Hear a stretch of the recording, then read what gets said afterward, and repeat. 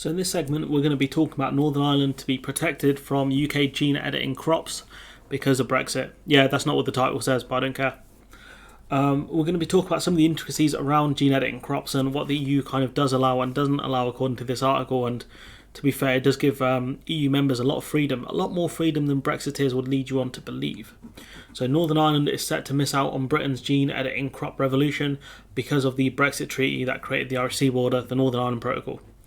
While the rest of the UK plans to use its new Brexit freedoms to benefit from cheaper and more resilient harvests, which I don't think is strictly true, I think it might go to the devolved governments to see if they actually want to do this. The Northern Ireland Protocol effectively bans gene editing crops. Again, it's not 100% strictly true. Poots said the issue once again further highlights the unworkable nature of the protocol. Yeah, no one cares, Edwin. After Brexit, the UK is free to change EU rules so farmers can grow plants edited to make them more resilient to disease or needing less water or fertiliser, but I don't know how safe this stuff genuinely is. Like, the science behind it I don't think is the best. That's a key problem. Bill was sent to Parliament to allow gene editing edit plants and animals, which again, if they can prove the science to be safe, then fine, but if they can't, then it's a bit concerning. The introduction of the genetic technology bill in England will not apply to Northern Ireland, said Mr. Poots. The protocol requires alignment to EU rules, so gene editing crops developed in England under the bill would not be available for cultivation in Northern Ireland. And it's interesting they mention in England, so it looks like it will go to the devolved governments. The government called for a dual regulatory system, which is a load of nonsense. We've been clear that people in Northern Ireland shouldn't be prevented from having access to the same goods as the rest of the UK, a government source has said, and yet you signed up to the Northern Ireland Protocol that would have caused that.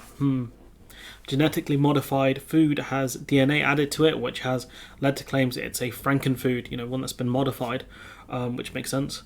It has been banned in several European countries such as France, Germany, Italy and Ireland.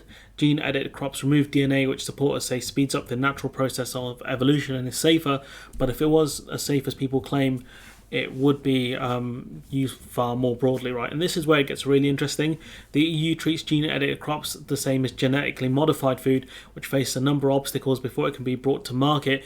EU farmers can apply to cultivate the crops, but they must get permission from the EU regulator. So essentially, if farmers want to go for gene-edited crops, they need the regulator to be told and to oversee things potentially, just to make sure things are safe. So the ability for GM crops exists within the EU. It's just no one's bothering to do it because individual member states mentioned above here have banned it.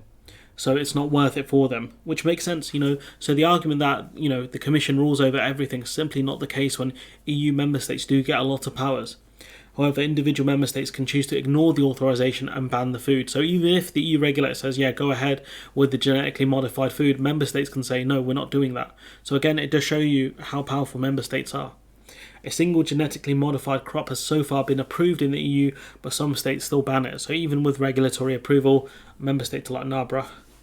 Any British gene-edited crop would have to apply to the same European Food Standards Agency for approval before they could be sent to Northern Ireland. So again, it's possible, it can be done. It's just going to be more expensive and you're going to have the EU's regulator checking over everything.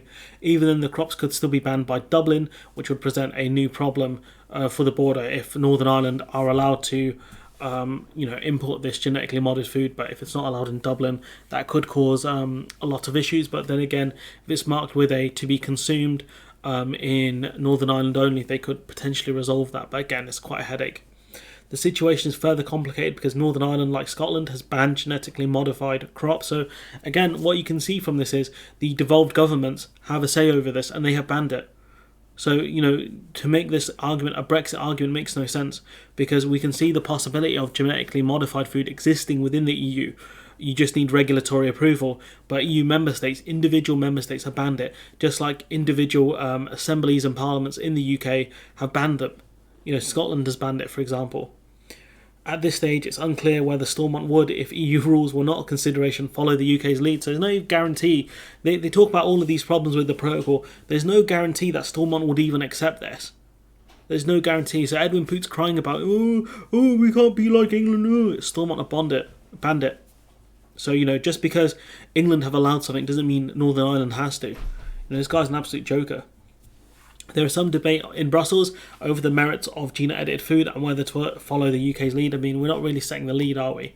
Because the EU they allow member states to ban it or not. They allow farms to, with regulatory approval, to do it. So they're not following the UK's lead at all. And if in any case it's just England, I don't know if Wales are going to allow it either. So to make the argument that this is a Brexit win is simply ridiculous when we could have had genetically modified foods if we wanted to. We just had to go through the EU's regulator and we couldn't export those foods to certain countries within the EU, which goes to show you that GM foods are not regarded as safe by a lot of EU member states. That's the key issue here.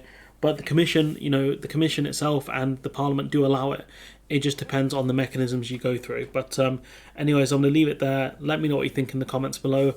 Like, comment, share, subscribe. Support the channel on Patreon if you can. And hopefully I'll see you in the next one.